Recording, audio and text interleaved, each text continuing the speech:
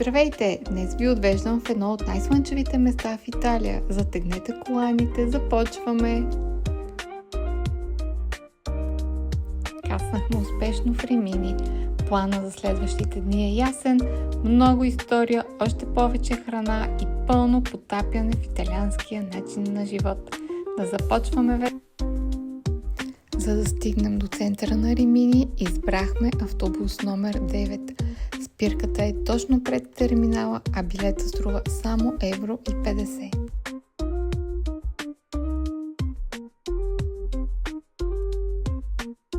Пътя от централната гара до хотела е кратък, но достатъчен, за да усетим лежерния вайб на града. Римини веднага ни посреща с типичните си цветни сгради и онова спокойствие, което само в Италия може да откриеш.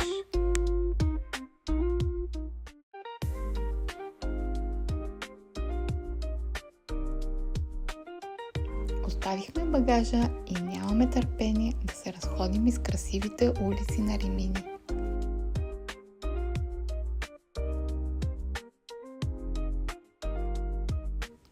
Пътя ни води през красив мост, който ни отвежда до арката на Август.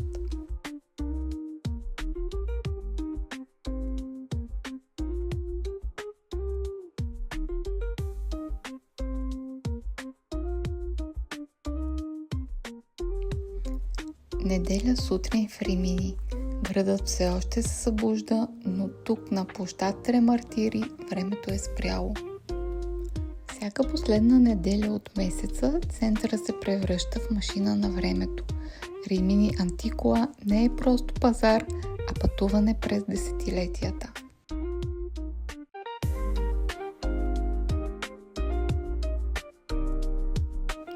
Моста на Тиберий е истински шедьовър от римско време, който все още се използва активно днес. Той е символът, който свързва модерния център с най-аристократичния квартал на града. Усещането да се разхождаш там по залез слънце е уникално. Аз, разбира се, не пропуснах да си направя любимата снимка от този така уникален град.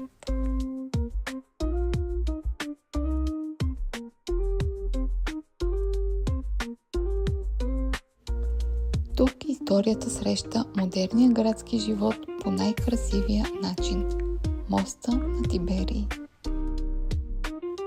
След историята в центъра е време да се пренесем към крайбрежието. Римини разполага с една от най-дългите и модерни крайбрежни алеи в Италия – Парко del Mare. Тук всичко е направено за релакс. Зелени площи, велоалеи и дървени пътеки, които те канят на дълга разходка под палмите. Насладете се и вие така, както се насладихме и ние.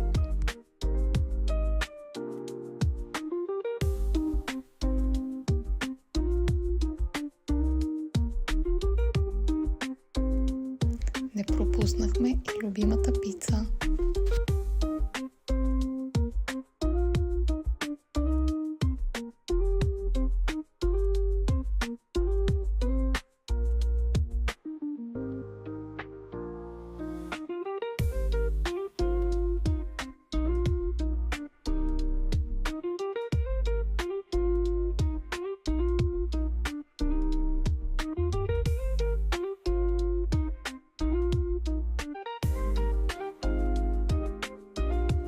Когато слънцето потъне в морето, градът се превръща в море от светлини. Магия, която си заслужава да бъде видяна от високо. За съжаление, нашия престой приключи и трябва да се отправим обратно към България. Отново взимаме автобус номер 9, който ни закарва директно до аерогарата. Летището е малко, компактно.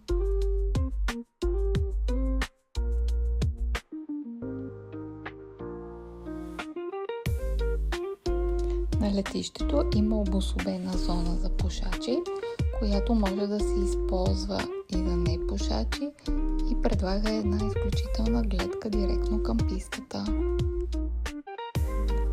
Време е да се качваме на самолета и да кажем довиждане, Римини. Ти остана в нашите сърца. Благодаря, че останахте до край. Ако видеото ви е харесало, абонирайте се за канала и ударете камбанката. Ще се видим в следващия епизод.